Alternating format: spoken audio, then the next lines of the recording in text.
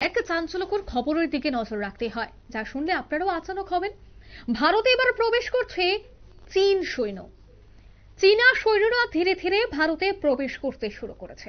সে কথা news vanguard বলছে না, সে কথা বলছে বাংলার এক প্রদেশ কংগ্রেস সভাপতি। বিস্ফোরকে অভিযোগ তিনি করলেন।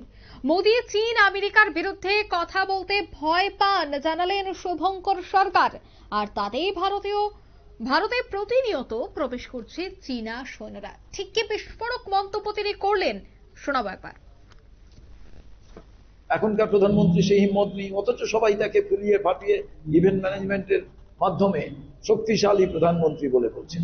কিন্তু প্রত্যেক দিন ভারতবর্ষ বিভিন্ন, ওদিকে চীনের সৈন্য ঢুকে পড়ছে, ওদিকে ডিজিটাল দিক থেকে আমাদের ডাটা নিয়ে নিচ্ছে। সমস্ত জায়গায় আজকে ভারতবর্ষের পরিস্থিতি যে জায়গায় গেছে, ও প্রধানমন্ত্রী সার্বিকভাবে, বর্তমান প্রধানমন্ত্রী কোনো তুলনা হয় না ইন্দিরা গান্ধীর সঙ্গে। সেই জায়গায় আমার মনে হয় ভারতবর্ষের ক্ষেত্রে ইন্দিরা গান্ধীর যে তার রূপায়িত ভারতবর্ষ, তা অন্য কারোর সঙ্গে তুলনা করা যাবে। আপনারা শুনলেন বাংলার প্রদেশ কংগ্রেস সভাপতি শুভঙ্কর সরকারের বক্তব্য। তার এই বিস্ফোরক বক্তব্যে কিন্তু রীতিমতো শোরগোল পড়ে গেছে।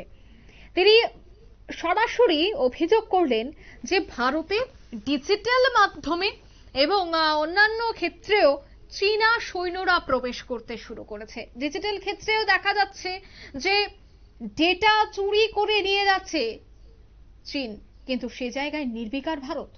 তার এই বক্তব্যে কিন্তু যথেষ্ট চাঞ্চল্য ছড়িয়ে পড়ছে। কিন্তু তার এই বক্তব্যে এবার কোনো ধরনের প্রভাব পড়ে কিনা, বা তার এই বক্তব্যের খেসারতকে ভুগতে হয় কিনা, সেটাও কিন্তু এখন দেখার বিষয়।